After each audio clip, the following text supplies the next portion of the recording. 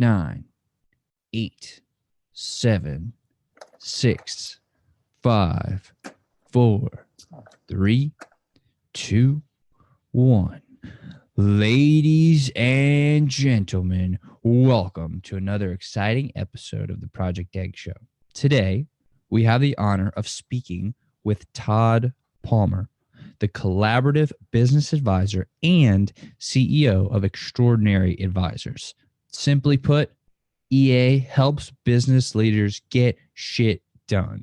Which I love that. I think that's awesome. As the CEO of a 6-time Inc. 5000 company, Todd knows that business success begins and ends with people. Now, I could go on and on about Todd's very impressive accolades and awesome things that he's done, but I couldn't possibly cover it in this brief introduction. So instead, let's just jump right into it. Todd, how you doing today?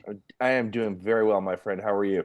I am fantastic, and I'm so glad that you could join us on the show. Thank you for taking time out to speak with me. Absolutely happy to be here. Thank you for having me on the show. Sweet. So let's jump right in. What is your story? Well, so kind of soup to nuts. I grew up the product of a single household. My father passed away when I was when I was only 5 years old. My mother raised me, and that provided a lot of great opportunities and a little bit of challenges along the way through life. As I was going through school, I fully recognized that growing up on a farm in Michigan with 42 kids in my graduating class was not for me, and I wanted to make a bigger impact in the world, maybe like some of your listeners today. I was trying to figure out where my path was going to go. Upon graduating college, I taught at a university for a couple of years. Found out that while I really enjoyed that work, the path and the politics and some of the hoops that needed to be jumped through were more than my impatient style could handle. Around the same time, I became a single dad. I got custody of my son when he was only 2 years old. And it dawned on me that what I really wanted to do was to do my very best to create a life by design. And I felt the best way for me to do that was to become an entrepreneur. So I started my first company in 1997 at the ripe old age of 27 years old. It kind of just went from there. It was one of those bad business decisions. The business plan required $140,000 in capital investment. I went to one of the 3 F's, friends, family, and fools, and got $15,000 and bet that I could make this thing work within 90 to 120 days. By day 72, we were cash flowing positively and we're making a profit. So it was a incredibly stressful decision, incredible journey. Didn't realize in 1997, much like here in 2019, the country was at a great spot for people who did the employment services. The company I started was a staffing business, temporary and permanent placement. Did a lot of work in the Metro Detroit area for manufacturing jobs. From there, by 2006, thought I had a lot of stuff figured out. I kind of exited a little bit of the business, was doing some other things. And embarrassed to say that by September of 2006, I was $600,000 in debt. I was about 60 days or 2 months away from running out of all of my money. And I had a toxic and dysfunctional culture within my organization. And as I often tell my clients now with Extraordinary Advisors, the bottleneck is top of the company. And I was the bottleneck in my own business. So I walked in mid-September, fired the entire company, started over, and went on to make the Inc. 5000 a record 6 times in the next 7 years. Changed the way we hired. We started to hire for DNA, not for resume. And now I'm out of that business. It runs without me. And I'm working with a lot of CEOs and entrepreneurs and executives to help them grow their companies through our company, Extraordinary Advisors, where we really help leaders figure out what their core values are. And once we figure out what their core values are as a person, we mirror those and measure those up against the mission statement of their companies. 99 out of 100 times we found there's a big gap between the two, and we help them close that gap. And then we work on people, cash, strategy, and execution, and take companies who maybe aren't making money to greater success financially. But more importantly, we create a life by design for those leaders, so the entrepreneurs are enjoying their work on a much. Wow. It's an awful lot in just 3 minutes. That is an incredible story. I want to talk about. I mean, I want to talk about all of it, but I want to start off by talking about your childhood. Sure. Um, and I don't exactly know the right way to ask the question, um, because I, of course, want to be very respectful. Um, but what, what was it like for you to grow up and to lose somebody so close to you at Sure. such a young age? I think it's a great question. I think a lot of that experience as a 5 year old little kid tied into my desire to be an entrepreneur. And I think it comes down old and you lose a parent specifically. For me, it was my dad. This is 1974, so it was a very different time and a very different world than 2019. At the time, my mom was a stay-at-home mom. My brother was a senior in high school. My sister was recently graduated from high school. So my whole core family was there on a pretty much day-to-day basis. The loss of our the patriarch of our household caused a lot of shifts and changes. My sister was already planning on getting married. She ended up getting married, moving to Arizona. My brother got an athletic scholarship to we're in Michigan. He went to an athletic scholarship in Kentucky, and my mom had to go back to work. So within about a 90-day period, all of my key caregivers were gone. The sense of abandonment I felt as a child through no one's fault was significant. And what that taught me and what played out as a benefit at one my life in a different part of life was reliance. A lot of entrepreneurs that I've spoken with have had a lot of these big life events come up for them. And most entrepreneurs are rugged individualists. And what that does is at some stages, your ability to have self-reliance is powerful.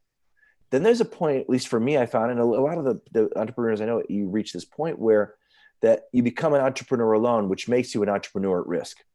We don't typically do a very good job of asking for help.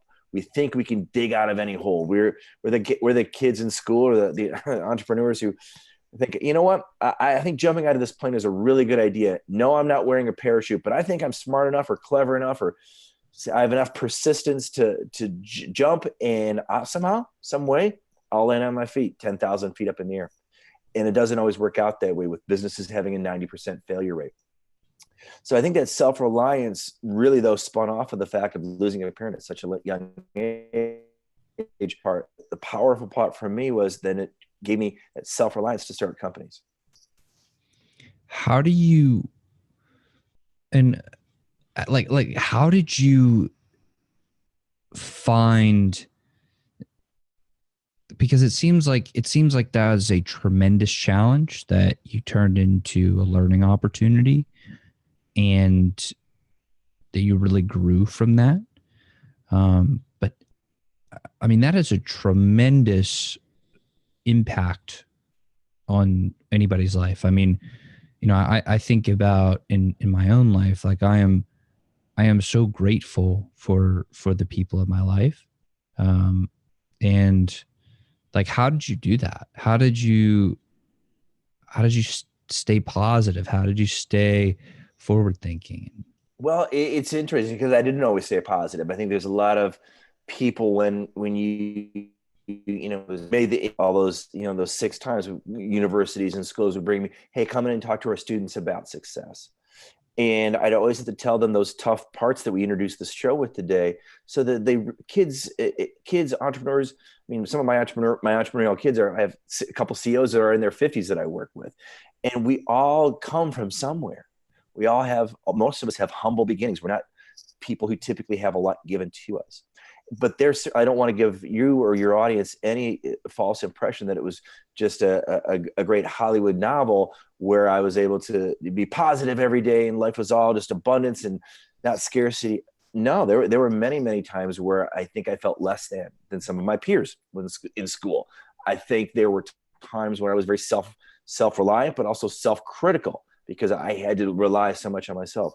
I was very fortunate. My mother was one of those type of people who was very self-made in her own right. My older brother, guy, someone who I, when people ask me who do I admire the most, it's my older brother, Greg. He's just a massive, massive success in the real world, but he's just a great guy on top of all that. So I learned a lot by the people around me too. So when I would get down in how I would get through that, was through, I was a big athletic guy. As you can see by the stuff behind me, I'm a big baseball guy. And baseball, if you really critically think about it, is the only sport where if you fail 7 out of 10 times, you're considered a success as a baseball player. It's the only sport where the offense can only participate once the defense gives them the ball. So I enjoyed all those things. And for me, it was just a lot of little things along the way, a lot of luck along the way too. We can't pretend that luck isn't a factor in being successful. I was very, very fortunate. But really, I think if I had to go back, it certainly started first and foremost with my mother. She was always one of those people who said, it's not if you go to college, but when you go to college. So that seed was planted very early. My brother would then echo that. My sister would then echo that. And so that it was almost like success was at least the opportunity, the staging of an academic education, the ability to go forward in the world was always ingrained. And it's something that I remember when I was raising my son, I reflected fondly on those days and tried to pass that on to him. But by no means was every day nothing but roses and unicorns, because that's not true. Wow. Why did you look up so much to your brother Greg, and what specifically did you look up to him for? Well, I think there's a couple of factors. I think the first factor is the difference in our age. When I was 5, he was 17. There was that part. So I think by his own thoughtfulness and for me as his younger brother, he took on that father figure role, which was awesome. Secondarily, he was a really good athlete. So I always admired that. He worked really, really, really hard. He was a golfer. He was a Division I golfer. And in talking with him now that we've gotten older, it's funny. I said, recently I was saying, so when you were taking lessons and he goes like, I never took a golf lesson, because I read a book and I just did exactly what the book told me to do over and over and over and over and over again. So his ability to laser focus and his ability to just have such great discipline was powerful. I admired that. And I always felt that there was a sense of legacy. My mom was someone who created massive legacy thoughts within us. He carried that forward. He was the first one in our family to graduate from a four-year university. I wanted to be like my brother. He was out in the business world making a success for himself. I thought that was a good idea. So either by patient, I learned a great deal from him, and he would always tell me the things he admired about me as a young person. That reinforcement was so huge for a kid who was just trying to figure out his way in the world. So it's a lot of different things that, again, goes back to luck. What if I didn't have him? How would I have turned out? So I'm very, very, very, very grateful for the influence that my older brothers played in not only my career, but more importantly, my life as a human being, my life as a father, my life as a man.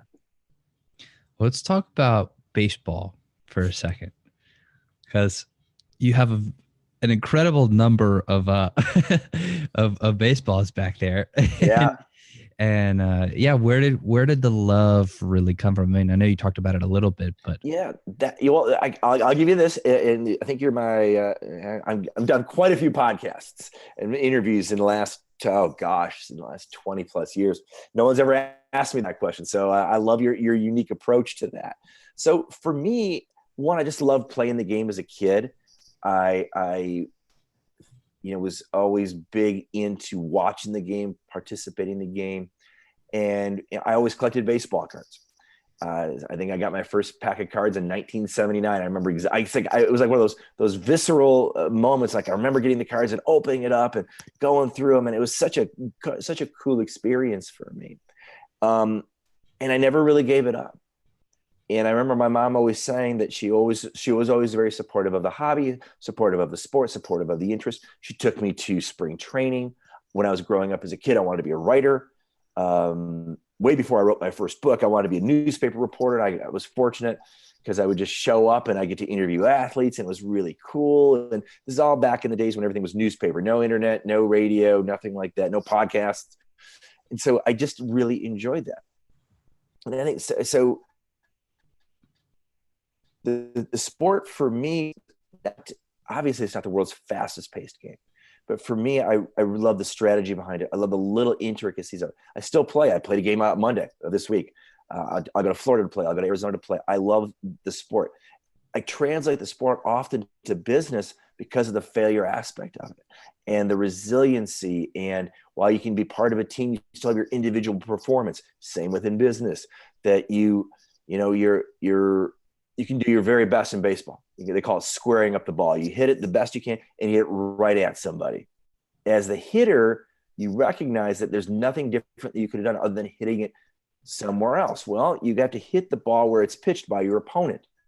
So if he beats you, he beats you. And there are times when you hit the ball off the end of the bat and you get a hit in the box score, but you didn't hit it the best you could. Sometimes that's the way business works.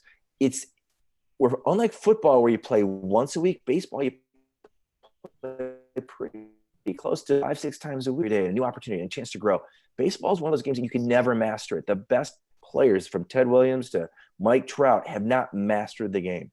They're better at it than I've ever been, but they haven't mastered it. So I love the lifelong learning aspect. So there's so many different, both participatory pieces, but the learning opportunities and the I literally could go on for hours. That's awesome. So when you were first in 79, right? So you would have been about 9 years old, maybe 10. I was 11. 11. So you open this pack of cards and you're like, this is the greatest day ever. Yeah. Like, what about that was so impactful to you that you would remember it all these years later? That's a really interesting question. I think for me there was a tactile feel. You're holding something. You're holding someone's career. You're holding someone's sense of accomplishments or real accomplishments, and the action pictures and the smell of the gum. It was just a really cool thing. And it's one of those situations nowadays, the collectibles market, the memorabilia market is so corporate. It is so systematized. There's a lot of fraudulent activity in the autograph market and all these other kind of things. For me, it's just, it's nostalgia. It takes me back. It's those type of experiences. And as a kid opening it up and seeing these cool pictures, knowing I just started playing and I was pretty good at the sport at one point. And so there's just lots of little tentacles that stick with me. And the other thing of it is, in reality, is we didn't have video games. We didn't have, we had 3 channels to watch TV on. I probably just lost 9% of your audience, like talking to a dinosaur here, but we didn't have all those things. So you had to read the newspaper, you had to listen to the radio, you could watch games occasionally. So it was just another way, growing up in a small town, to connect with the bigger world. And to me, there was nothing bigger than being a baseball player. Wow. Let's talk about writing. You mentioned how you wanted to be a writer and you wanted to work with the newspaper. Like, where did that come from? What was the driving force behind that? I was really fortunate, growing up in a small town and growing up with teachers who really cared about the basics of life. And the teachers that I had were always preparing us to go on to a university environment. Because a lot of the kids I grew up with were born in that town and they died in that town. They grew up on farms. They worked on those farms. And we were kind of one of those first generations who were actually to go off and do other things. So for me, I love to read. I love the storytelling aspect of things. And now so much of what I do is tell stories and get people to tell me their stories, and then help them reframe those stories. So this story arc was always really interesting to me. And I loved the art of the novel, the art of a well-made movie as a kid. And I thought, well, someone had to create that. How did they do that? And I had a teacher who taught me the story arc, and we did a lot of work around Shakespeare and all those different things. And I found that I could just really, I like the structure and the linear part of writing, but I also like the creativity. So it kind of fed both sides of my brain, so to speak. And I found that I really not only love the journalistic aspect of things and telling the story of other people, but also the investigative journalists, the 60 Minutes type of reporters back in the day who would go in and ferret out the unfairness of the world. And then there was a creative side of things. And so for me, it was just an opportunity. And the greatest thing, going back to being self-run, is I could do it by myself. I didn't need other kids to do it. I could play writer. I could do writer by myself. And I had a couple of friends of mine back in the day who wanted to be writers. And we would just talk about ideas and what we wanted to do. And I just kept saying, oh, I just want to be a sports writer. I just want to be a sports writer. They tell the greatest stories about the greatest people in the world. Well, there's this construct of don't meet your heroes. Well, I've met some of my heroes, and some ball players are just like you and I. They're real down to earth, great guys. And I met some other guys who you think on the surface are just so cool, but in front of the camera, you meet them behind the camera, and they're just unfortunately disappointing. And, I've been fortunate to meet those guys and meet some celebrities, and they're like from every other aspect of the world. But when you're a kid growing up in the middle of nowhere, Michigan, and your only conduit to a bigger, brighter world is TV, movie, you think that's what I want to go do. So for me, it was the written word was something so much easier to do than math or science. You mentioned the story and the story arc. What actually is that? Like, what does that mean to you? Like, what is the story arc? How do you build it? How do you explain it? Well, Joseph Campbell has the 17 features of a story out there for anybody who's really curious about the old granular piece. But for me, there were basically there was the narrative of like a Shakespeare who would build up. You'd have the tipping point moment and then closure. Or you'd have the journalistic place, who, what, where, when, why, and how. I mean, 100 years later, I still remember that. And all the different elements of that. So what it did for me is I worked really well with the framework of both the creative narrative as well as the journalistic narrative. And when I book, I complained about writing my book for about 3 years, and a buddy of mine finally said, "Listen, I'm tired of hearing about you writing this book."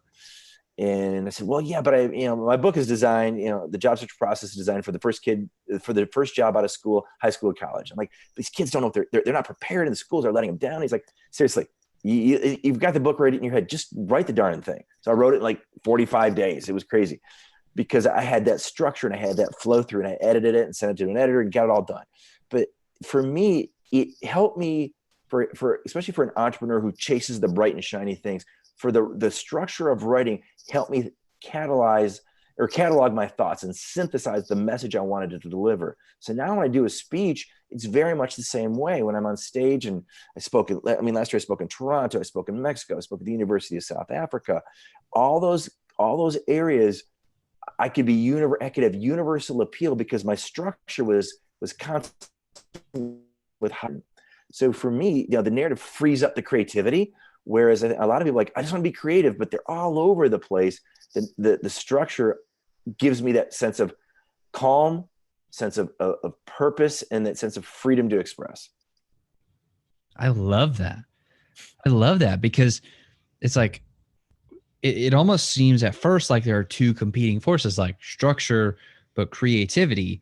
But when you have the structure, that's like your sandbox to then get creative. And I call it the sandbox. Exactly. It's just like you could do, I kind of went for my audience. I'll draw it out. It's a box. As long as I have the structure of the box, whatever I do inside of the box is up to me. That's the creativity. And I say that to entrepreneurs, here are the four pillars of business, the North, the South, the East, and the West. You got cash, strategy, people, execution. But what you do inside of that box, what you do for the creative, how you emote that and how you express who you are, that's the magic, and that's what people will pay you for. Now, once you figure that out and you put processes and systems below the surface of that, that's what someone's going to buy if you ever want to sell your business. And so many entrepreneurs get so wrapped up in the wrong things as compared to focusing on how do I get my message. There's plenty of money. People say, well, I can't start a business because I don't have money. There's plenty of money out there. What we need are better ideas. And what we need is better ideas articulated correctly, so an investor, whether it's an angel, a VC, a bank, can say, yes, I not only invest in your idea, but more importantly, I invest in your critical thinking skills. If people took more of that narrative approach to lay out their thought processes in a fashion where their audience is going to be able to receive them, they're going to get a whole lot further. So many people are so concerned with pride of authorship. This is my idea, and this is the only way it can be done. There's nothing worse than someone who wants to get into the restaurant business in Italy, and they want to open an Italian restaurant. The chances of them being successful are probably pretty small versus, okay, I want to open a restaurant. Great. What does the marketplace need? They need this, this, and this. They're missing this, and that's what. So let's talk to people. Again, it's about. I'll have to talk with my entrepreneurs about this.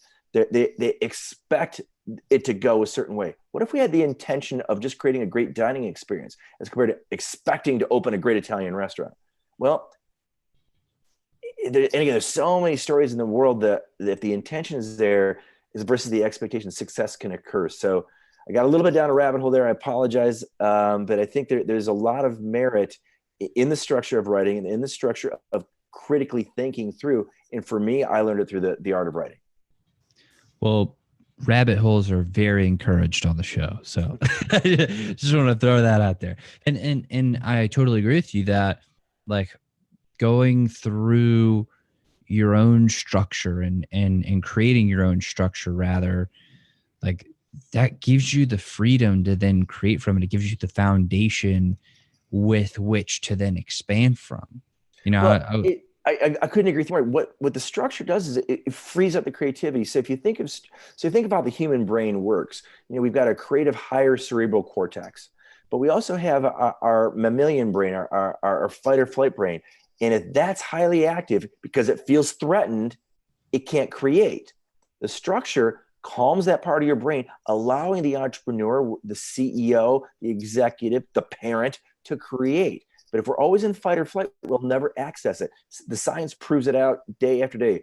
Someone said to me the other day, why should I hire you as a coach? So it's really easy. Here's my resume. Here's everything I can do for you. But I still use a coach. I use a leading neuroscientist on the West Coast to help me explain to people better how our brains work so we can achieve more, create the life by design. And he always starts with, you can't be in fight or flight and creativity simultaneously. You've got to address the fears to get to the higher point, and here's how we do it. So it's science behind it, but the structure, it creates a sense of calm. The sense of calm then allows the creativity to foster. And the crazy part about it is, my young friend, so much of it is done on a subconscious level. It blows my mind. Just plant that seed, let it sit there. You're not going to fix it right now. Give it a day or two, let it percolate. You'd be surprised how you look at the world differently after a good night's sleep. And I also think when it comes to like managing people and building your team and leading your team, that if the team does not have the structure to fall back on, to where they know like, okay, these are my responsibilities, these are the systems that are in place, this is how we can operate the machine, then that it's just chaos. And there's already plenty of chaos out in the world, right? And there's plenty of chaos between our ears. Exactly. Yeah, there's chaos everywhere. So the structure gives you that foundation. And I'm talking specifically now with the team. It gives the team the foundation to where they can now go and deal with the chaos. Well, it not only gives them the foundation to deal with the chaos, it also gives them the foundation to deal with one another, to creatively problem solve. And I mentioned I let my entire team go back in 2006. When we switched to DNA over resume, we had to create a structure so that when I recruited people to come to join us who didn't have a recruiting background, they had rules to play by. They had a game plan of what success looked like. They had steps by which to do it. Then they could create whatever they wanted. And it's amazing how many people find that to be uncomfortable. They just want to be told what to do, when to do, and how to do it. Well, for us, because I'm happy to give you those marching orders in that play, but I need your creativity. And so much of the time was spent working with people saying, yeah, I understand that you can't be, so you and I are having a natural conversation. Our conversation is not scripted. There's nothing worse than, as a recruiter, calling someone as a job candidate and scripting out every single thing you're gonna say in every single sentence. Boresville. Well, it's Boresville. It's inauthentic and it's completely unsuccessful. but people want to do that because they don't want to fail. So no, we have to have a fail forward thought process. And the only way we're going to fail is to try this, see what works, see what doesn't. When we were reinventing the company, we tried several different ways to get things going and get better cash in the door and move things. They don't typically work the first time out. It's not the movies. And so getting people to understand that was a huge thing. But once you get that framework flourishes, that's where so much magic happened. We've changed so many different lives. We've placed over 6,000 people. In our minds, we've changed 6,000 lives and 6,000 families. And if we were doing it like the guy calling from overseas in the call center, it's not going to work real well. I think there is so much wisdom there, especially when you're talking about business is not like the movies, or life is not like the movies. You're usually not going to get it right the first time. And that is so okay. It is unbelievable to me why people are still so afraid to fail. Like you're going to fail. You have to fail. You have to fail. And the failure, it shows you what you're doing wrong or what you need to be doing better so that you can fix it and then you can move forward. But you're always going to fail. It's just a necessity. You feel constantly. Well, you do. And people get so wrapped up. And I think a lot of it does come from how our parents treated us, how school treats us academically. And I can't imagine if we talked to an infant who's learning how to walk the same way we talk to ourselves when we get a bad grade. Well, little Jimmy's starting to walk, boom, he falls down. Oh, I suck. I can't walk anymore. No, he gets back up and he tries and he tries and he tries. And then he starts to walk and he stumbles and he falls down. But eventually he's running across the living room floor. That's as human animals, that's how we learn. And somewhere along the way that gets kind of deprogrammed out of us. We create perfectionistic thought processes, whether it's, again, parenting or teachers or our own self-critical inner voices.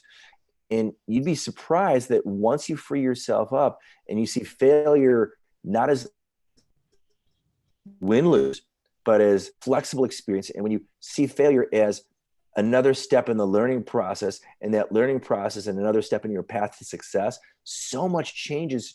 And the journey is so much more enjoyable versus, I failed, I this. We can be our own worst inner critic. Now, the failures and the challenges in business, if we fail and we keep trying the same thing over and over again, expecting a different result, that's insanity. But if we try something and it doesn't work, I tried these 5 things, 2 of those things just didn't work, but those other 3 things, I think there's merit. Okay, we're gonna take those 3 things and iterate and iterate and iterate and iterate. And that's why we get updates on our computers and updates on our phone, because the programmers missed something. Something doesn't work right. So we're going to send you version 3, version 4, or version 5. If you really think about it, aren't those really failures? They're updates. Great. Well, let's update the way we think, because so much more can happen. I gave this speech to a mixed group in Toronto. Comes up to me, drew a diagram of what now failure looked like to him. He goes, Mr. Todd, you said failure 12 times. He had 12 little boxes. He goes, and that equals success. He goes, so basically, I'm never going to fail because I can't imagine doing something 12 times and it not working, or me trying something different. His parents were so excited that they dragged him to my speech and he had a great time. And now his name is Alec. Alec now has a slide in my slide deck because I was so blown away by his ability to absorb this as a 9-year-old. And if one 9-year-old is able to reframe failure so he doesn't experience that kind of suffering that I've experienced, suffering a lot of entrepreneurs I know experience, because I fail, I suck, I can't get out of bed the next day, versus, oh, well, I expected this was not going to be perfect and I'm going to try something better. I'm going to try something new and keep going and keep going and keep going. Who knows what this kid's going to accomplish? Worst case scenario, he's just happy. What a great life. That is such a good point. Because I've been thinking a lot about expectations lately. And, I struggle with this. Of course, I'm human, everybody. Clearly. And, I think about failure a lot and expectations. And it's amazing to me, just anecdotally, how much different my state is, my state of being, based upon the expectations that I set. Like Sure. if I wake up in a day, if I like wake up in the morning and I set the expectation of this is gonna be an amazing day, then it usually is gonna be an amazing day. And like I'm living and putting myself in a state of like approaching, like what we said when we first got on the call. You're like, how you doing? I was like, fantastic, and getting better every minute. Like I meant that because that's like the expectation I'm setting for myself. But also, I also think that, and now there's like a very two different sides here, but I also think that expectations of progress over an extended period of time, um, that is so critical, because if you're here and your role model, the person that you're aspiring to be, is here, right? And then 3 months later, you're here. So you've gone from here to here. So you've made positive progress, but you're still not here where your role model is. Then, I realize that's confusing for people listening on the audio. Well, give me a shot at this, because I think I know where you're going with Yeah, yeah, this. yeah. So a lot of people will say to me, so people say, hey, I want to hire extraordinary advisors to teach my business to make the Inc. 5,000 6 times. That's their expectation of working with me. And I have to reframe that. I said, well, it's not. I said, that's really the wrong goal. That's really the wrong benchmark. Most companies I've ever worked with, my company included, it's more of a hockey stick. It's got a very long base, and then there's a quick upturn. That's typically because the long part of the stick is where the learning is occurring, where the failure is occurring, and then it clicks, it goes, and boom, you have a rocket of success. And then what happens is you plateau. And then sometimes you take a step back, and then you got to learn, you got to train. I often say to my clients, the team that got you to $1 million, or the team that got you to $5 million, may not be the team that gets you to $20 million in revenue. And here's the reasons why. And I go to through all that, because the reality is this. So if your goal is to have $1 million company, I think the first thing we would talk about is, I'd say, well, you do realize less than 5% of all businesses in the United States reach $1 million or more in revenue. I say that stat all the time. People are like, no way, really? I said, yeah. I think the better challenge is, how much money do you want to make? Not how much revenue do you want to have? And what's your formula for that? I had one client, I had that very exact conversation with him. We reframed his thought of what success looked like. And within 8 months, he took his margins from 5-6% to almost 40% on the same revenue. So his revenue didn't go up. He didn't get a step closer to $1 million. But boy, his Christmas was a whole lot better because he had a whole lot more money in his pocket. So it's that framework around what success looks like. That framework of, I was here, I should be here. Well, let's take a step back and let's take a look at what your journey should be like. If you think it's going to be a straight line from point A to point B, and it's a straight line to success, I've never seen it work that way. It just so much of what I do is work with that intention versus expectation. But I often say to clients, well, I expect by working with you that I'm going to get A, B, and C. Well, the reality is, I can give you all the ideas and I can give you all the coaching. You got to do the work. Now, if you do the work, you do what you commit to, and we constantly iterate, we constantly pivot, then working with me should give you a return of about 4 to 6 times of your investment. But you've got to do the work, and you've got to be honest with me. And you got to put the time, effort, and energy into those things, and you got to keep your commitments. It's not success is not a point A to point B from 0 to 100 straight shot. I totally agree. It's interesting. You came at it from like the business perspective, and where I was kind of coming at it from was more of like the personal journey, right? If you're let's say you're at 1% right now, and in 3 months you're at 5%, but your role model is at 80%. The 1 to 5%, that's a good increase. Like you're making material positive movement, and that's great. But I feel like so many people get so frustrated and they quit because they expect to be at 80. Oh, it's crazy. So if you take a look at the mindset, and I will spin it back into real life, but you take the mindset of an entrepreneur and how we act, all the crazy nonsense and the monkeys in our minds and the bright and shiny stuff and all the ways we do that. You take those behavior patterns, you lay those behavior patterns against someone who's got an alcohol or a drug dependency. They're very similar. And I say that a lot and it shocks people, but the addictive personality of an alcoholic is very similar to the addictive personality of an entrepreneur. Yeah. And there's behind it. The reality is, if you talk to somebody in a 12-step program, what do they say? 1 day at a time, 1 hour at a time, sometimes 1 minute at a time, for them to get to a place of feeling successful. Same thing with entrepreneurs. If you think about it like this, and I always say this to my clients who want immediate, I love the entrepreneur because I was this guy. Let's see, I just want it now. Yesterday would have been better. Tomorrow's too late, so now is good. So can I just have it now? Success doesn't work that way. It doesn't work that way as a parent. It doesn't work that way as an entrepreneur. It doesn't work that way as a human being. But I speak from experience. Someone was really helpful in me in reframing. What if you just changed 1% per week? Within 52 weeks, you're going to be 50% better. You can literally grow your business out of business if you grow too fast. And having been on the Inc. list and having the privilege and the opportunity to speak with the editors of the magazine, I say, what happened to the people who made the list, so many times? It goes, oh, most of them were bought, most of them were acquired, they ran out of money, but they were growing, but they grew out of business.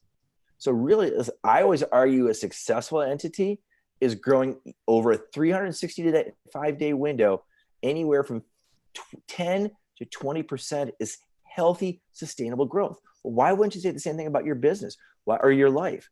It's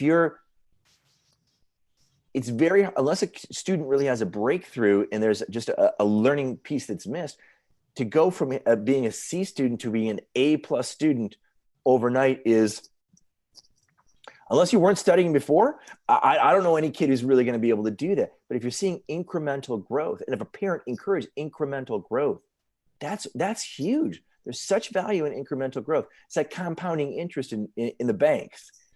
Everybody, I don't know, I guess maybe you could tell me.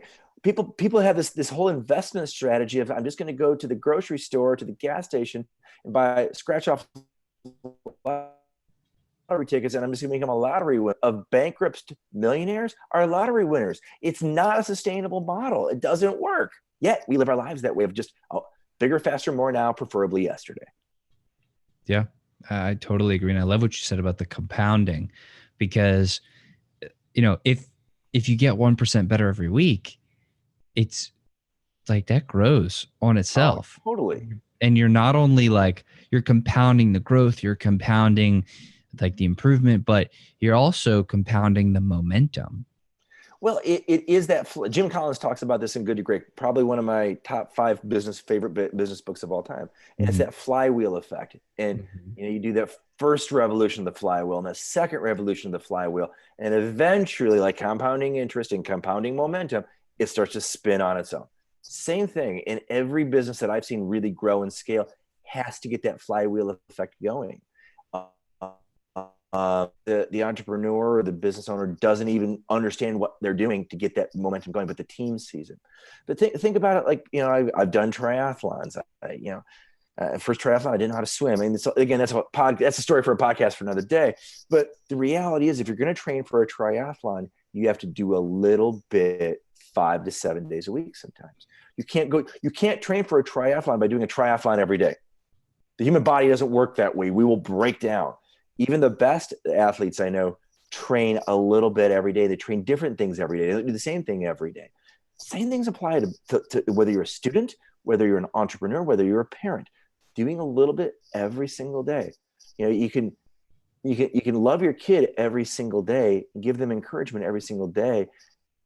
Maybe tweak it, maybe adjust it, maybe move it. I heard this great thing the other day, and I share it now with all my audiences. You can tell your kid how proud of them. There's nothing wrong with that. But there's so much more power in saying, shouldn't you, Ben, be proud of yourself for your accomplishment? That teaches them to have that external or that internal reward, not waiting for external validation. I was blown away. Small tweak, One thing we changed this week is how we talk. Those little things done over time, polished and enhanced. That's where the magic occurs. It's not going to happen overnight. I love that. I really do. I really, really do. And I think it's an extraordinarily powerful lesson that, if actually implemented, could make a dramatic impact in your life over a very extended period of time. So I think that's great. And I heard it from a 19-year-old kid who heard it from another person. I had a speaker at an event I was attending, 19-year-old young man. Connor's up there talking to us as parents, talking to us. It's like, you have no idea what we mean. I really don't. It's been a long time since most of us were 19. And he's telling the story about, specifically, I think it was tied to Instagram, and how a young lady he knew took 45 minutes to get out the door for an evening out with her friends because she couldn't get the Instagram selfie taken. And she couldn't get in the mirror, all these different things. He's telling the story, and it's just painful to hear. Because if you're a parent of a daughter, or you're a young man who's in love with a young lady, like, you want that person to just feel good about themselves without having to receive 75 likes in 15 minutes, or the photo was terrible, and all these different external things. I'm like, how incredibly sad. And if her parents would have just said to her, listen, we're very proud of you, but why don't you be proud of yourself? And you did great on this, or you did great on this. Be proud of yourself. Nice job. Be proud of yourself. Maybe she wouldn't need 45 minutes and 10 selfies to be able to post on social media for her to go out and have a nice evening with her friends. That's a great point. And I think social media has amplified those types of need, or that type of need for external validation. But I don't think it created it. I think it amplified what was already there.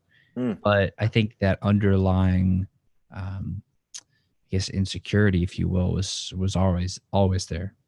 Always there. I think insecurity is a universal theme sometimes. And I think, again, if you take the amplification approach to it, if we're always insecure, then if you shine a light on it, that just brings the insecurities to the surface.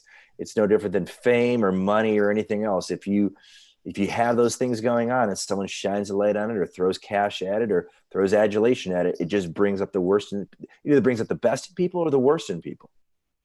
Yeah. And back to what you're saying about the investment strategy of the lottery tickets. So many times you hear about the people who win $300 million and then they go broke in a couple of years, because they're still the same person after they won that money. In fact, they're probably going to, it's going to amplify what they're already doing. So if they have poor financial management, decision-making capabilities beforehand, then when you add way more money to that, it's just going to accelerate that process. Oh, in that case, it's definitely more money, more problems. Yeah, definitely. So let's talk about that time in your life when you got to, I believe you said $600,000 in debt. Yeah. So it was an interesting time, because our business, like I said, had grown really fast, really rapidly. And as the entrepreneur, as the leader, what that did is it gave me a false sense of knowledge. Because if I'm successful, if the business is successful, then I must be successful. If the business is smart, I must be smart. Well, the reality was, it was catching the right wave at the right time, and not getting the right support around the business, or around the entrepreneur, in my case, to really see that through. And we didn't realize that at the time in 05, 06, that the recession, the big recession was already looming. We just hadn't seen all the indicators yet. And we had a couple of clients that went bankrupt on us to the tune of $350,000. That didn't help. And our expectation was that we were going to compete against the big companies, the Kelly Services, the Manpowers, who had deep pockets and deep infrastructure. And we were going to compete against them, and we were going to be, David to their Goliath. Well, that terrible business strategy, not a good plan. Did not work, obviously. And so we had that come up. We had a couple other hiccups along the way, and I wasn't understanding the right data instrumentation to watch. I always think of if I'm flying a plane and I just happen to get in the cockpit and it happened to work, great. I have no idea what the altimeter means. Now I need to understand what all these dials mean. The plane's going down. Not such a good place to be in. And what it caused me to do is it caused me to go with what I'd learned as a young person, self-reliance. I read a lot of books on it and I researched it and I couldn't figure it out. It wasn't making any sense. And then the negative talk in my head got louder, more amplified, and we got companies going out of business, sticking us with the debt, the banks on hand. It was just bad. So what do most people do when anything gets too loud? We go into shutdown mode, and that's what I did. Just about when I'm ready to give up, I get the kind of like the Rocky movies for people who have watched those. Like, all right, I got to give this one more try. I just got to give this a shot. And I realized that being a lifelong learner should serve me well. So I started reading different books about other being successful. I was focused on literature at the time that was going to help me deal with the result. When I started reading books about how did I get into the problem I got into? What's the cause of my problem? It's like, well, I have the sniffles. Well, I should just deal with that. Well, no, I have like a sinus infection. I should probably take a different medication. So I pivoted my thought process on that. And I reached out for help and I hired a coach, and a coach I couldn't afford, coach I couldn't pay. And I told him all this. I was like beyond transparent and upfront because I've been living in the shadows for so long and I couldn't deal with the problem. It's kind of like, it was like going to confession. It's like, I did the I statement. I have really screwed this up 6 ways from Sunday and I don't know if it's salvageable. During that thought process, he says, well, I need to get paid. I said, I have a credit card. Can you take a credit card? I'll pay on the credit card. I'll pay you up front. I got to get this one more shot. And he took a look at the numbers. He's like, you're $600,000 in debt. What are you, an idiot? Why do you just discharge some bankruptcy? So I'm pondering that thought process. And I go home and I have dinner with my son that night. It's just him and I. And he was stressing. He was nervous. And I'm trying to provide him with reassurance, which I was not very good at. So I'm like, the reality is this is a pretty big chunk of money. I said to him, and I said, well, it's been suggested I just file for bankruptcy. And let me tell you why I can't do that. I can't do that because I've always told you that you have to be a man of your word. And I've always told you that you honor your commitments. And just because a company didn't honor its financial commitments to me and went bankrupt on us and stuck us with this debt, two wrongs don't make a right. I've promised the bank the money. I've promised our vendors these monies. We should honor that. I should do everything I can, which means we may not have Christmas for a couple of years, which means this, which means that. So I painted this really bleak picture for him. He's a little kid. He's like, okay, Dad, I get it, but didn't like it. Fast forward to about 4 years ago, we're hiking in the mountains of Peru. He just graduated from college. And he brings up that conversation that I'd completely forgotten about. He's like, that really impacted me. I'm like, well, tell me how. He goes, every time I think of taking the easy way out on something, I think about how you stuck it out. And I'm like, thank you. Thank you so much for sharing that with me. I thought you didn't hear me. It was one of those really big pivotal moments as a parent, but also it goes to the core values of me as the owner, but also the core values of our family. So it really encompassed a lot of things that I work with my clients on and helping them figure out what their core values are. What do they believe in? There's nothing worse than the company you walk into saying, we believe in honesty and integrity, yet they're not paying their bills. The CEO believes in honesty and integrity, and he doesn't want his wife to meet his girlfriend. I mean, it's just messed up crap you run into in the coaching space. And I'm like, no, this is not how we do business. This is not how I want to live my life. So the fact that, my now 20-something-year-old son is be able to recall that and pull that story out of his memory and how it resonated with him, it made all the suffering worthwhile. And so now when I tell the story, it's like I tell that part and I say, and we paid, people say, well, wasn't your greatest moment being on the Inc. 5000 6 times? So that was really cool. It was a great accomplishment for the company. I didn't do it by myself. My greatest moment as an entrepreneur was knowing we satisfied every single dollar of all $600,000 in debt. That makes me feel the most accomplished. So to get back to zero was my biggest accomplishment. That moment with your son, though, that to me seems like the biggest win. Oh, that for sure. that you were able to demonstrate what you truly believed and communicate that to him, and that stuck with him. And like, then y'all got to talk about it, and he talked about like how much that impacted him. That is like, that to me is moving. That Oh, to well, me is thank you. Thank you. truly inspirational. Well, and So, it's so appreciative. Being a single parent is not an easy job. I always admire, because you hear so much about the single moms. I always admire the single moms who are able to get their kids from point A to point B and maintain employment and impact their community. I mean, it's so powerful, and it's so exciting for me to know that I've ingrained my son, my mom was a single mom, imparted into me now, and now he's got those, and it's a great family legacy for us to know that when we make a statement, when we say we're going to do something, we honor our commitments. We stand by what we're going to do. In a world today where bankruptcy is easy, and other things are a nod and a wink, to know that that's how we live our lives, that we can now carry that sense of honesty and integrity. It's so rewarding as a father. So yeah, but I appreciate you recognizing that. absolutely, absolutely. I I like I said before, I feel very grateful for my family, and um, I feel like I'm very lucky to have the sort of relationship with my father that I do. And there have been a couple times where we've had conversations Mm. similar to, of course, not the same by any means. I'm not trying to compare and by any Oh, means, but just conversations that we've had that have just been very impactful. And I've talked to him about that, and I still don't think he fully grasps how much it really did impact me and how much it really meant to me.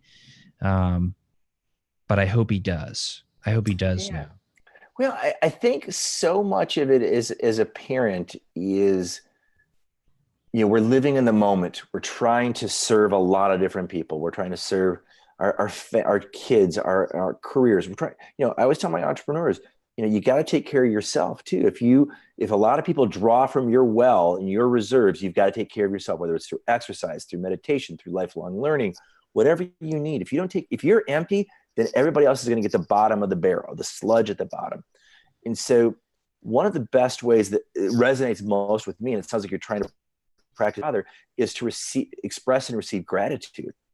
Mm-hmm. And it's so difficult, especially I think for men, to receive gratitude from our families.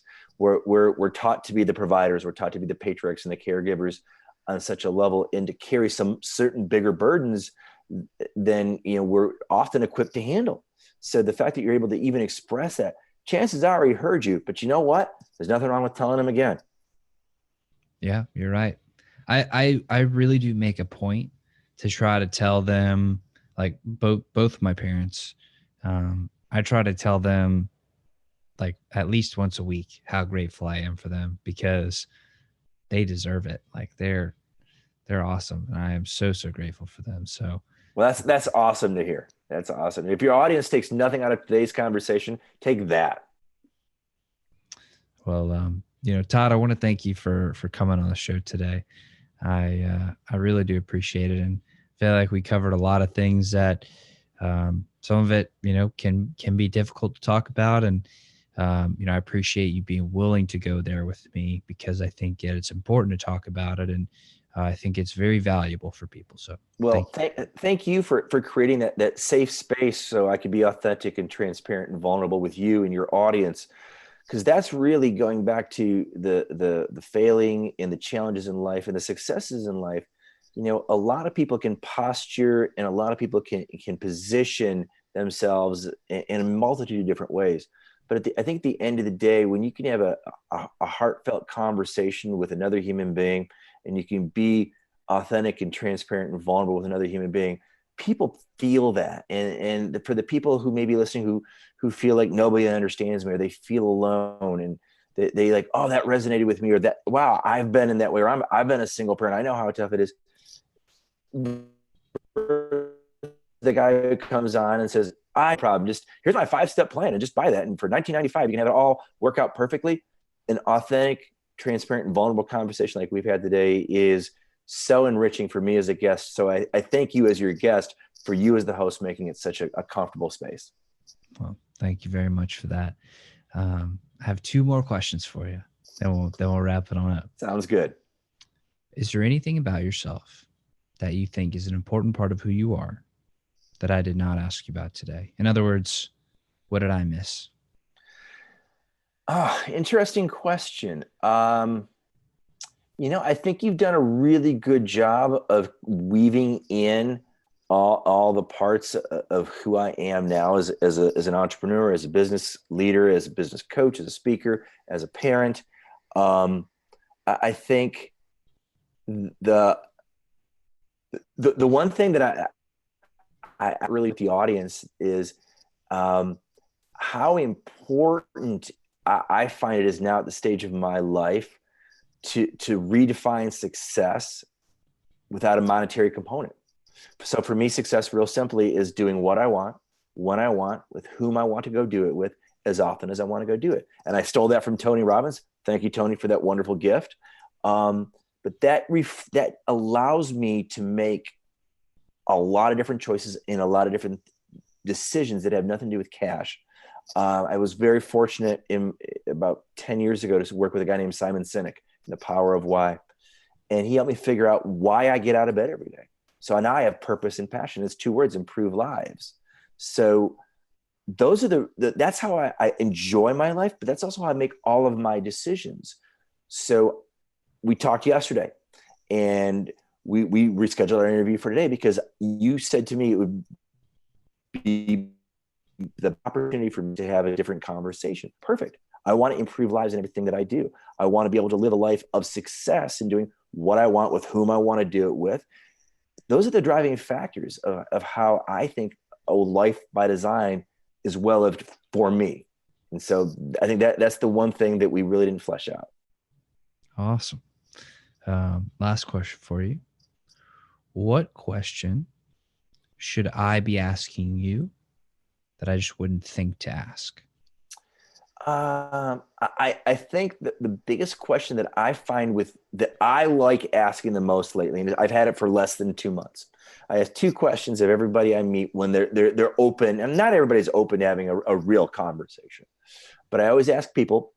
I had lunch with a great friend of mine yesterday, and I asked him, the opening question wasn't, "Hi, how are you? How are you doing?" I said, "What's the biggest thing in your life that you're working on?"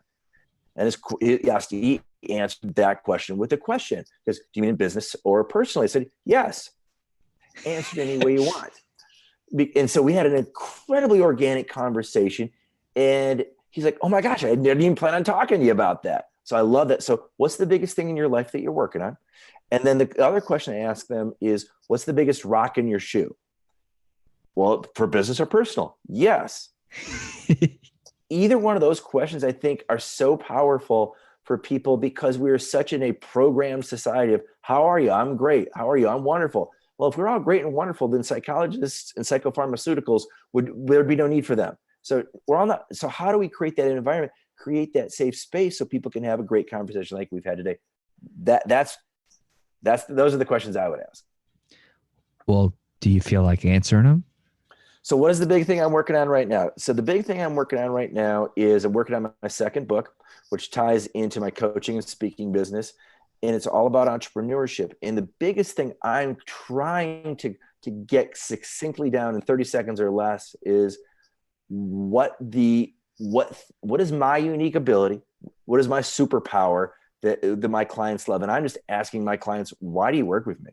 What do you get value out of it? And one guy said to me, he was like, the thing I love about you and the thing I hate about you the most is the same thing. He goes, you make me incredibly uncomfortable with all your questions and you don't let me off the mat until I answer them. He goes, so I love that and I hate that about you. I said, awesome, great. I'm good with that.